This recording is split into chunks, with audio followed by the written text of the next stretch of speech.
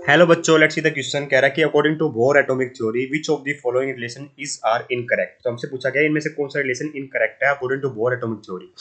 तो क्या क्या पूछा गया बेटा। पहले ऑप्शन में कह रहा है kinetic energy of the electron is directly proportional to Z square by n square.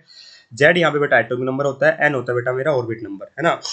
तो देखिए बेटा काइनेटिक एनर्जी हमें इतना पता है कि जो एनर्जी का एक्सप्रेशन होता है बोर एटॉमिक मॉडल में वो क्या होता है बेटा -13.6 Z square by n square होता है बेटा। ठीक है, और जो काइनेटिक एनर्जी होती है बेटा वो क्या होती है, काइनेटिक एनर्जी बेटा पॉजिटिव वैल्यू होती है। तो एक्चुअली में ये जो फॉर्मूला है बेटा ये टोटल एनर्जी का है। तो टोटल एनर्जी क्या है एक्चुअली में, टोटल एनर्जी नेगेटिव ही होती है बेटा किसका, काइनेटिक एनर्जी का। तो काइनेटिक एनर्जी की एक्चुअली वैल्यू कितनी हुई फिर अगर देखे जाए तो बेटा ये होती है 13.6 Z square by n square, और ये इलेक्ट्रॉन वोल्ट पर एटम में हुई ना, ये इलेक्ट्रॉन वोल्ट पर एटम में हुई बेटा। ठीक है, इलेक्ट्रॉन वोल्ट पर एटम। तो इसका मतलब मैं क्या कहूंगा बेटा कि काइनेटिक एनर्जी क्या आ रही है मेरी, डायरेक्टली प्रोपोर्शनल टू आ रही है Z square by n square के। यही हमसे पूछा गया था बेटा, डायरेक्टली प्रोपोर्शनल आ रही है Z square by n square के। तो ऑप्शन नंबर 1 तो बेटा परफेक्टली करेक्ट रिलेशन है। इनकरेक्ट पूछा गया इसलिए इसको मैं टिक नहीं करने जा रहा हूँ। सेकंड ऑप्शन कहता है कि the product of velocity of electron and the principal quantum number. देखिए बेटा जो वेलोसिटी ऑफ इलेक्ट्रॉन होती है बेटा वो डायरेक्टली प्रोपोर्शनल होती है मेरे जेड बाई एन के। जेड वही एटॉमिक नंबर और एन के प्रिंसिपल क्वांटम नंबर या फिर एजिमुथल क्वांटम नंबर, है ना। तो कह रहा है कि अगर मैं प्रोडक्ट कर दूं वेलोसिटी का और प्रिंसिपल क्वांटम नंबर का तो वो डायरेक्टली प्रोपोर्शनल आएगा जेड का स्क्वायर के।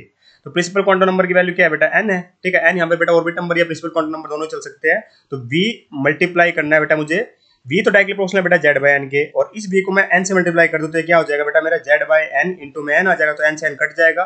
तो v का और n का प्रोडक्ट क्या होगा बेटा, डायरेक्टली प्रोपोर्शनल होगा मेरे z के केवल, और यहाँ लिखा हुआ है z स्क्वायर, तो ये इनकरेक्ट रिलेशन है बेटा, इसलिए इसको हम टिक कर देंगे। थर्ड कहता है कि frequency of revolution of the electron in n orbit is directly proportional to z square by n cube. तो फ्रीक्वेंसी क्या होती है बेटा, हमें पता है कि वैसे जनरली हम फ्रीक्वेंसी लिखते हैं तो क्या लिखते हैं, mu equal to c by lambda लिखते हैं। पर यहाँ पे बेटा जो लेंथ होगी बेटा वो क्या होगी, लैम्डा मतलब लेंथ से है, सी का मतलब स्पीड से है ना, स्पीड ऑफ लाइट होती है यहाँ पे।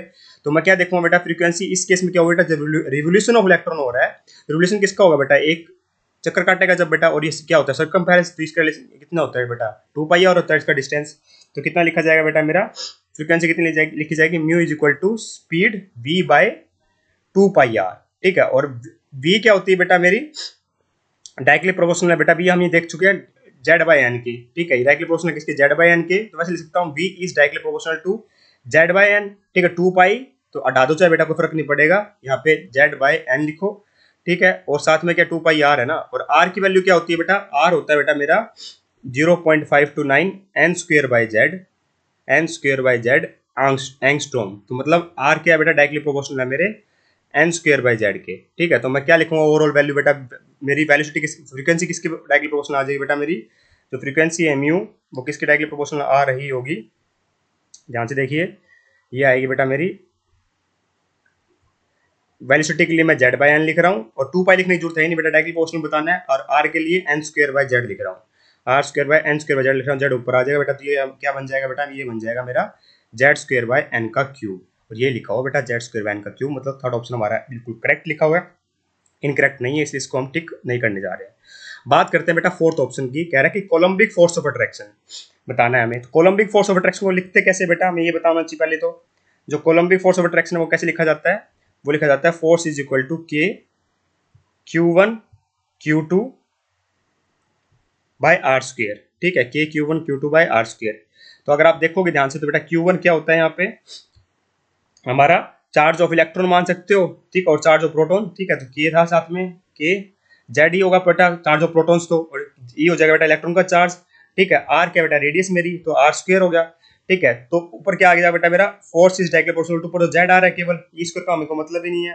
ठीक है, नीचे क्या बेटा आर, आर क्या बेटा मेरा डायरेक्टली प्रोपोर्शनल होती है एन स्क्वायर बाय जेड के, तो आर स्क्वायर किसके हो जाएगी, अगर r directly proportional n square Z के तो आर स्क्वायर हो जाएगा n square by Z, n n 4 n की पावर 4 बाय जेड का स्क्वायर। सिंपल सी बात है बेटा। तो यहाँ पे आ जाएगा एन की पावर 4, ऊपर आ जाएगा नीचे जेड का स्क्वायर, तो ऊपर चला जाएगा बेटा जेड का स्क्वायर। तो क्या आ जाएगा बेटा मेरा force is directly proportional to Z का क्यूब डिवाइड बाय एन की power 4।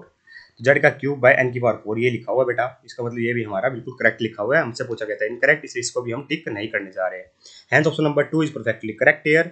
I hope you understand the answer. Thank you so much.